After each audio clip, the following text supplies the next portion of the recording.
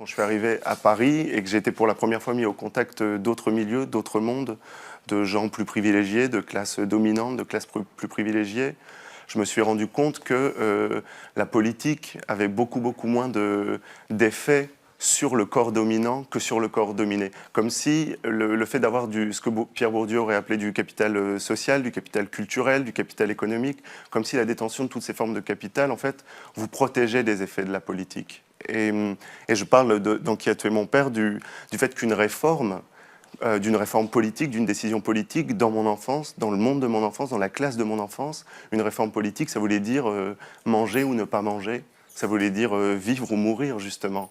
Et là, quand on voit que quand Macron supprime 5 euros d'ISF, quand le gouvernement de Macron... d'APL, pardon, justement. C'est le contraire. Oui, voilà, c'est ça. Le moment où il supprime 5 euros d'APL, donc on enlève 5 euros aux gens les plus précaires, les gens les plus pauvres, les gens qui ont besoin d'assistance pour payer leur loyer. Tout le gouvernement dit 5 euros, c'est rien. Les gens disent 5 euros, c'est pas grave. Parce que comme ils appartiennent aux classes dominantes, ils ne se rendent pas compte que 5 euros... pour un milieu qui est celui dans lequel j'ai grandi, pour les classes populaires, c'est 2 jours de nourriture. Je l'ai dit dans une interview aux Inrocks il n'y a pas longtemps, pour nous, 5 euros, c'était 2 jours de pâtes et de sauce tomate chez Aldi. Et que dans mon enfance, ce n'était pas du tout rare qu'un jour, ma mère nous dise « il n'y a plus à manger ce soir, donc on ne mange pas ce soir, si vous voulez ». Et voilà, ça c'est comme une anecdote, mais qui illustre bien ça, qui illustre bien le fait que si vous appartenez aux classes populaires, la politique, ça veut dire manger ou ne pas manger. Si vous appartenez aux classes dominantes, à la bourgeoisie parisienne, les classes moyennes intellectuelles, Macron ne peut pas vous empêcher de manger, un gouvernement ne peut pas vous empêcher de manger. Et donc la politique ne veut pas dire la même chose selon le milieu dans lequel vous vivez, selon le milieu qui vous a été imposé, selon le milieu dans lequel vous avez évolué. Et voilà, c'est-à-dire le mot politique ne fonctionne pas de la même manière pour tout le monde. Ce que je pense, c'est qu'on ne peut pas appliquer les mêmes systèmes de responsabilité selon les individus dont on parle, en fait. Et je pense que si quelqu'un comme Macron, si quelqu'un comme Hollande, si quelqu'un comme Sarkozy fait un geste violent, c'est quelqu'un qui est beaucoup plus responsable que les autres, en fait. C'est des gens qui ont fait des études, qui ont accès au monde, qui ont eu accès à la connaissance du monde, qui ont accès à d'autres langues, qui ont eu accès... et donc, c'est des gens qui, quand ils prennent une décision, est plus informés qu'une décision de mon père pourrait l'être. Mon père, c'est quelqu'un qui n'a jamais pu voyager. Mon père, c'est quelqu'un qui a jamais eu accès aux livres, qui n'a jamais eu accès à la culture scolaire, qui a jamais... Et donc, je pense qu'il y a des gens qui, quand ils commettent un acte violent, sont plus responsables que d'autres. Et c'est de ces gens-là dont j'ai voulu parler. Et vous parliez du passage du RMI au RSA, ça a été quelque chose de très important, de très violent dans les classes populaires, c'est-à-dire le gouvernement disait on va encourager les gens à retourner au travail. En fait, ça voulait dire les forcer à retourner au travail coûte que coûte. Un peu comme dans le film de Ken Loach, Daniel Blake, on dit à un homme qui est malade du cœur, soit vous retournez au travail, soit on vous coupe vos allocations qui vous permettent de survivre. Donc en gros, c'est soit vous retournez au travail et vous mourrez au travail parce que vous n'avez pas la santé, ou soit vous refusez d'y aller et vous mourrez parce qu'on vous coupe les allocations. Et donc en gros, ce qu'on propose aux classes populaires, c'est mourir ou mourir. C'est mourir d'une manière ou mourir d'une autre manière. Et dans ce système de mise à mort, c'est une réalité qui est statistique. Hein. Si vous appartenez aux classes populaires, vous avez 2 fois plus de chances de mourir avant 65 ans que si vous appartenez aux classes dominantes. C'est une réalité qui est comme ça, directe sur les corps. Et que dans ce système de mise à mort de certains corps par le monde social, par la politique, il y a des gens qui sont plus responsables que d'autres. La réalité est beaucoup plus complexe que ça. Et en plus, ça me semble être une sorte de piège de l'idéologie capitaliste et méritocratique, parce que ça veut dire qu'il faut montrer que les gens sont bons pour se battre pour eux, en fait. Il faut montrer que les gens le méritent pour se battre pour eux. Moi, je m'en fiche que quelqu'un soit gentil ou pas. J'ai envie d'écrire et j'ai envie de me battre contre des conditions objectives de pauvreté, des conditions objectives de domination et d'exclusion. Je me demande pas si la personne le mérite, si la personne est bonne ou pas. Vous voyez, on passe dans la rue à côté d'un SDF et on tourne la tête pour ne pas voir la réalité. Il y a beaucoup de manières, beaucoup de stratégies qu'on met en place dans la société, dans nos vies, pour ne pas être confronté à la réalité, pour ne pas être confronté au monde, pour ne pas être confronté à la violence sociale. Et je crois que la littérature, elle peut être le lieu d'une forme qu'on trouve pour empêcher ça, en fait. Moi, quand je vois la violence du monde, quand je vois la violence raciste, quand je vois la violence homophobe, quand je vois la situation des migrants, quand je vois la situation des trans, quand je vois la situation, la liste est presque infinie malheureusement, la situation des classes populaires comme mon père, je ne peux pas comprendre qu'aujourd'hui il y ait encore 90% de la littérature qui soit une histoire de la petite bourgeoisie blanche qui parle de ces petits problèmes de la bourgeoisie blanche. Et je ne peux pas comprendre ça. Je ne peux pas comprendre. Il y a encore combien là 50 Palestiniens qui ont été tués par l'armée israélienne il y a 2 jours, hier, je ne sais plus. Comment on peut ne pas réinterroger sa pratique littéraire à l'aune de ça? Moi, c'est quelque chose que je ne comprends pas. Et ça ne veut pas dire qu'on ne peut pas parler de tous les milieux. Vous savez, il y a des manières de parler des milieux qui sont des manières de parler du monde. Simone de Beauvoir ou, je sais pas, Marcel Proust, c'était des gens qui venaient de la bourgeoisie, qui parlaient de la bourgeoisie, mais qui, à travers ça, parlaient de la domination masculine, de l'homophobie, de l'antisémitisme, du racisme.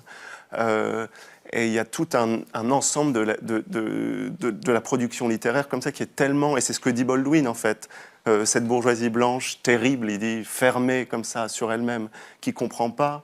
Et je ne comprends pas, je ne saisis pas comment on peut faire ça. Comment on peut être aussi loin du monde, comment on peut être aussi loin de la réalité.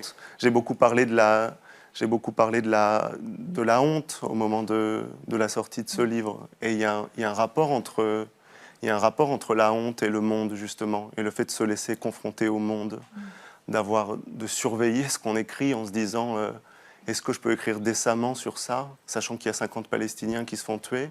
Est-ce que je peux décemment écrire ça, sachant que Adama Traoré se fait tuer par la police? Est-ce que je peux décemment écrire ça, sachant que les gays se font massacrer en Tchétchénie?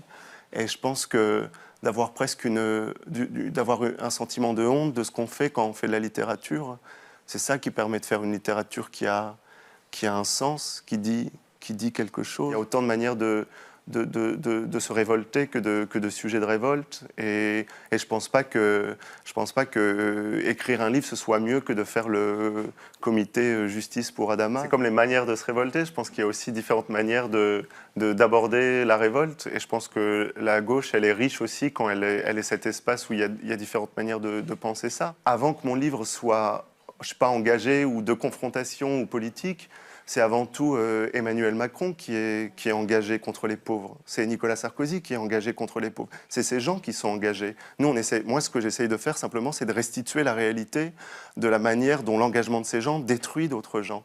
Et c'est eux qui sont beaucoup plus engagés que moi. J'ai voté pour Mélenchon parce que je pensais que c'était la meilleure alternative, ce qui ne veut pas dire que je suis d'accord avec tout, encore une fois, mais on n'est jamais d'accord avec tout, d'ailleurs, même avec les gens qu'on aime. Et j'ai vu qu'il se passait quelque chose à gauche. J'ai vu que dans le village où j'ai grandi, pour la première fois, des gens qui votaient pour le Front National depuis toujours se mettaient à voter à gauche, que pour une fois, les classes populaires se sentaient représentées par la gauche. Vous voyez, l'idéal de tout mouvement politique, ce serait la fin de la politique. En fait. Et en fait, ceux qui sont fous de politique, c'est El Khomri, c'est Macron, c'est eux qui sont dans une sorte d'agression et d'espèce d'hystérisation du rapport au monde et d'agression de l'autre. Et la catégorie de persécution, elle est beaucoup plus forte que la catégorie d'exclusion. C'est des gens qui sont remis tout le temps au centre du discours. Macron ne peut pas s'en empêcher d'en parler, il ne peut pas s'empêcher d'insulter les classes populaires tout le temps, ils ne peuvent pas s'empêcher de faire des réformes tout le temps qui brisent la vie, qui brisent le corps des individus les plus dominés, pas seulement en termes de classe, hein, justement, mais aussi en termes de race, en termes de sexualité. C'est quand vous êtes dominant que vous pouvez vous exclure. Vous pouvez partir en vacances si vous voulez demain, si vous en avez marre de la politique française. Mon père, il ne peut pas le faire, vous voyez. Et alors, c'est encore plus vrai quand on parle des banlieues, quand on parle des fouilles, des contrôles aux faciès, des Noirs et des Arabes qui sont tués. La vérité de notre société, c'est la frontière entre des gens que la société tue et des gens que la société protège. Et c'est bizarre parce qu'on paraît toujours trop radical ou un peu fou de dire ça, comme si ce qui était fou, c'était de le dire, et comme si ce qui était fou, c'était pas de produire la mort des gens.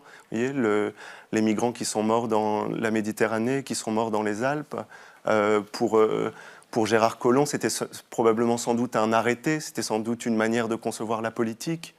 Pour les migrantes et les migrants, ça voulait dire mourir dans la mer, mourir dans la neige. Et donc, vous voyez... C'est parce qu'on arrive à la fin de l'entretien, une dernière question, parce que vous nous avez donné beaucoup de raisons de voir les choses en noir, et à la fin de l'entretien que vous avez donné au Monde là récemment, vous dites, je pense qu'on est quand même à un moment de basculement, voire de retournement. Est-ce que vous pouvez expliciter ? Ouais, c'est vrai que ce qui m'agace un peu souvent, c'est qu'on entend beaucoup dans les médias ce qui se passait avant, Duras, Beauvoir, Sartre, les mouvements politiques, mai 68, comme si on vivait sur une forme de deuil comme ça. Moi, je crois qu'au contraire, il y a énormément de choses qui sont en train de se passer, que ce soit dans la création artistique, avec les gens dont je parle dans le livre, Claudia Rankine, Tash Ho, Ocean Vuong, Xavier Dolan, plein de gens comme ça qui créent en politique, avec des gens comme le Black Lives Matter mouvement aux États-Unis, Assa Traoré en France. Il y a beaucoup de choses qui sont en train de se réinventer, et je pense que c'est important de voir ça. Et vous parliez de voir les choses comme ça de manière négative, mais c'est parce que je crois aussi que paradoxalement, plus on parle de la violence du monde et plus on défait la violence du monde. Tous les grands mouvements politiques du XXe siècle, c'est des mouvements qui ont dit, le mouvement féministe, le mouvement antiraciste, le mouvement marxiste, c'est des mouvements qui ont dit, en tant que femme, en tant qu'individu des classes populaires, en tant que noir, vous êtes victime de violence, vous êtes oppressé, vous êtes aliéné. Et paradoxalement, plus on parle de violence, et plus on a de chances de produire de la beauté.